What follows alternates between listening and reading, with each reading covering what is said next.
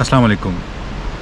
आप देख सकते हैं कि ये सुबह का टाइम है। हम इस वक्त जगलोट में हैं, नाश्ते के लिए रुके हैं। तो मैंने कहा आपको थोड़ी अपडेट कर दें कि रात को मज़ीद आपको आगे अपडेट नहीं कर सके। तो रात को पहले तो जैसे मैं आपको दिखाया था कि दासूक के पास 2.5 घंटे के लिए उन्होंने रोका, लेकिन वो अनाउंस था, हमें तो खैर उसका पता नहीं था, लेकिन वो रोकते हैं। उसके बाद आगे आए तो चिल्लास से कोई 60 किलोमीटर पहले पत्थर कोई गिर गया या लैंड स्लाइडिंग हुई, कह रहे थे कोई बहुत बड़ा पत्थर है। तो वो रोड से इनसे क्लियर नहीं हो रहा था, और उस जगह पे शुक्र है कि सिग्नल आ रहे थे, तो हमने घर में थोड़ा अपडेट कर दिया। लेकिन 6 बजने से आई थिंक 10 मिनट पहले हम पहुँचे शाम को। इरादा यही था कि हम आ, मतलब 8 बजे तक, 7:30 तक इधर गिलगित पहुँच जाएंगे 8 तक। लेकिन वो 6 बजे वहाँ पहुँचे तो उन्होंने कहा जी 1 घंटा उस वक्त हो चुका था शायद इसको गिरे हुए, रोड बंद था 1-1.5 घंटे से। तो अभी कहते हैं कि घंटा लगेगा, क्या लगेगा पता नहीं है, बहुत बड़ा है और हिल नहीं रहा, तो उसको जो है ड्रिल करके उसको ब्लास्ट करके हटाना पड़ेगा। तो हम बैठे रहे, बहुत गाड़ियाँ इकट्ठी हो गई, लेकिन वो नहीं हुआ। तो खैर कोई एक पुलिस वाला कहता है आपके साथ फैमिली है तो आप पीछे होटल को देख लें, लेकिन मैं उधर से आया था, कोई ऐसा होटल नहीं था फैमिली के साथ रहने वाला। खाने का भी मुझे कुछ उधर इस तरह की पोजीशन नहीं लग रही थी।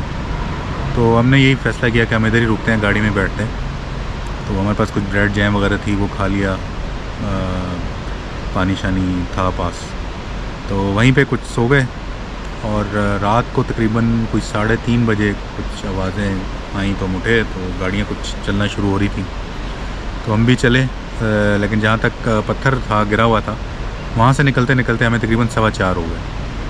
तो 4:15 आप कह लें कि हम यहाँ वहाँ पे तकरीबन 6 बजे पहुँचे शाम को। तो 4:15, तो 10-1 घंटे हम वहाँ पे रुके।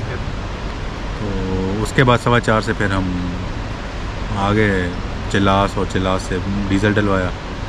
फिर अभी हम यहाँ पे एक नाश्ते के लिए रुके हैं, क्योंकि कुछ रात को भी ख़ास खाया हुआ नहीं है। तो यहाँ से नाश्ता करते हैं, और फिर अब हम गिलगित का होटल जो हमने रात को बुक कराया हुआ था वहाँ तो अब नहीं जाएंगे। अब हम जाएंगे हुंज़ा।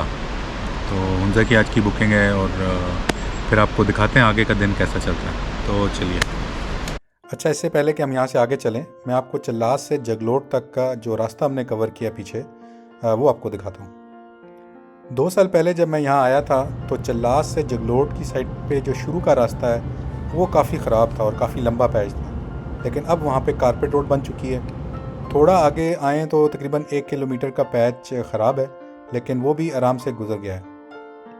ये बिल्कुल सुबह का टाइम है, सूरज अभी निकला नहीं है, और आप देख सकते हैं कि रोड बिल्कुल खाली है और बहुत ही अच्छी रोड है, यहाँ पे ड्राइव का सही मज़ा है।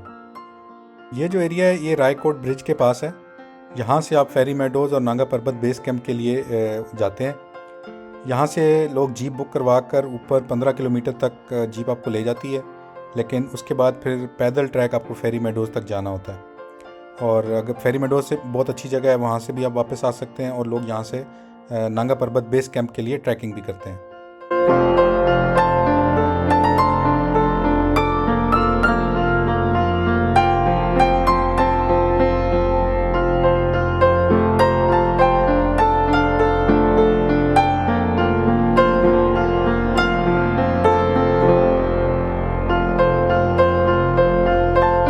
ये जो जगह है ये रायकोट ब्रिज से तकरीबन 11 किलोमीटर के फासले पर है।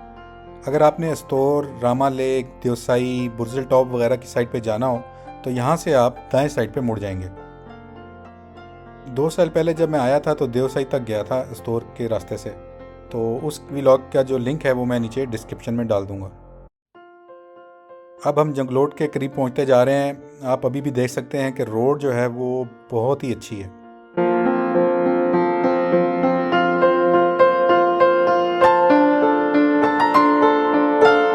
ये वो जगह है जहाँ से हमने नाश्ता किया है।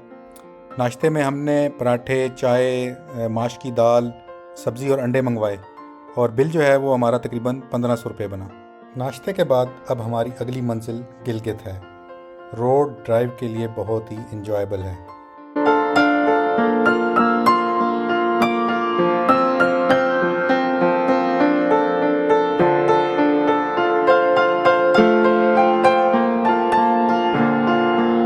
कि के एज पर थोड़ा आगे जाएं तो गिलगित से तकरीबन 40-45 किलोमीटर पहले ये पॉइंट आता है जिसे 3 माउंटेन जंक्शन व्यू पॉइंट भी कहा जाता है।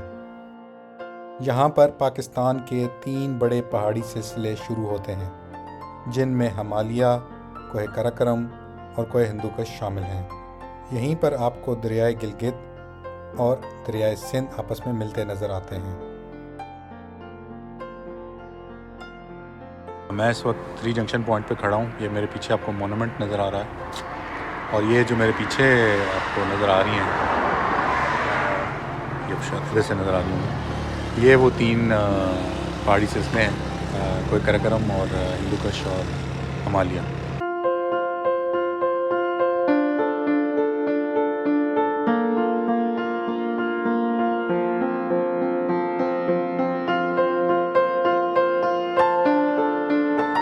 इस 3 माउंटेन व्यू पॉइंट से थोड़ा आगे जाएं तो ये वाला पॉइंट आ जाता है। ये वो चौक है जहाँ से स्कर्दू जाने वाले लोग दाएं साइड पे मुड़ जाते हैं।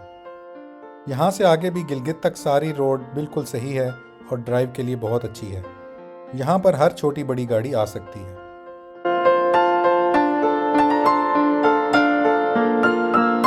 हमने जाना तो हुंजा था और हुंजा का जो टर्न है वो गिलगित से थोड़ा पहले है, लेकिन हम गिलगित जा रहे हैं क्योंकि हमने वहाँ से एसकॉम की एक सिम लेनी है। हमारे पास यूफोन और जोंग मौजूद है, लेकिन वो उनसे कॉल तो हो सकती है लेकिन उस पर कोई भी इंटरनेट नहीं चल रहा। एसकॉम की सिम बशमूल एक हफ्ते के इंटरनेट पैकेज जो कि 10 GB पर मुश्तमिल है हमें 800 रुपये की मिली। यहाँ पर अपने तजर्बे की बुनियाद पर मैं ये बता दूँ कि ये इंटरनेट उतना अच्छा नहीं चलता जितना यहाँ पर चलता है।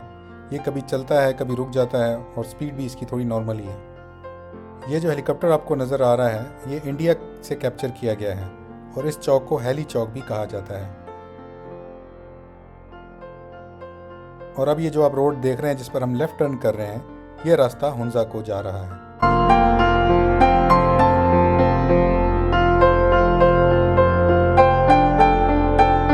गिलगित से हुंजा का रोड भी बहुत अच्छा है।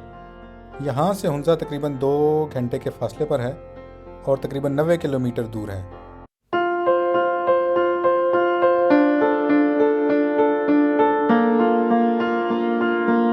यहाँ पर जो आप लेफ्ट साइड पर पहाड़ के ऊपर एक लकीर सी देख रहे हैं, ये पुराना सिल्क रूट है जिसको ताजिर इस्तेमाल किया करते थे। उसके बाद ये अब नई रोड बन गई जिस पे हम सफ़र कर रहे हैं। इस तरह की लकीरें आपको दूर के पहाड़ों में अक्सर नज़र आती हैं। ये सब पुराने सिल्क रूट की हैं।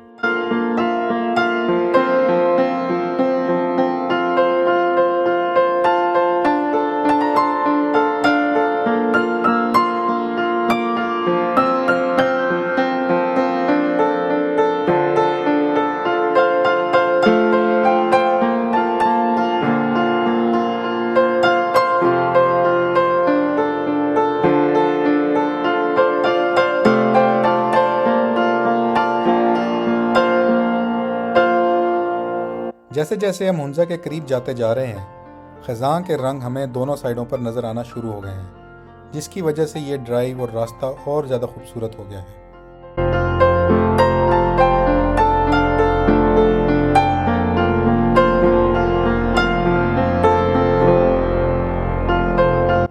यहाँ पर आगे राकापोशी व्यू पॉइंट है। यहाँ पर कुछ होटल्स और रेस्टोरेंट्स वगैरह भी मौजूद हैं। यहाँ से लोग राकापोशी के बेस कैंप तक के लिए ट्रैकिंग भी करते हैं। ये वो पुल है और वो राकापोशी, यहाँ पे होटल भी है और वो चोटी है।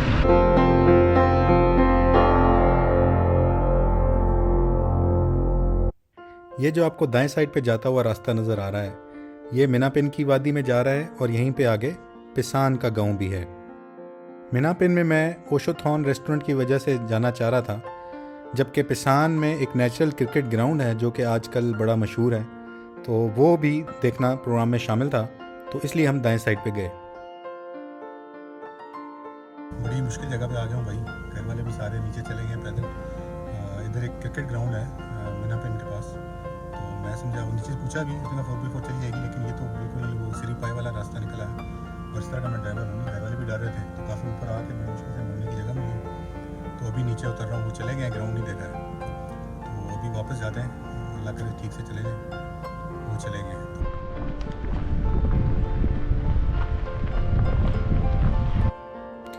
इंशाल्लाह यहाँ पर दोबारा कभी आएंगे और लोकल गाड़ी लेके आगे जाएंगे। ग्राउंड वाले अपनी जो ड्रीम है वो भी पूरी करेंगे।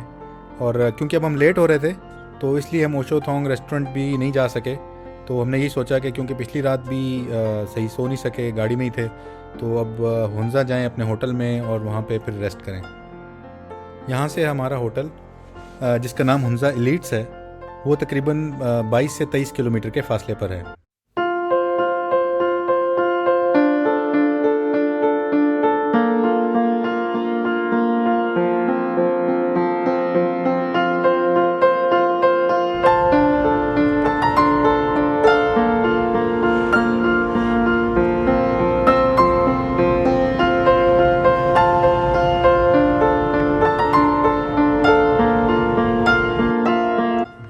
तकरीबन 15 से 20 मिनट की ड्राइव के बाद हमें अपने होटल का बोर्ड नज़र आया जो कि बाएं साइड की तरफ इशारा कर रहा था। हमने बाएं साइड का टर्न लिया और तकरीबन मज़ीद 1.5 से 2 किलोमीटर की ड्राइव के बाद आखिरकार हमारा होटल आ गया।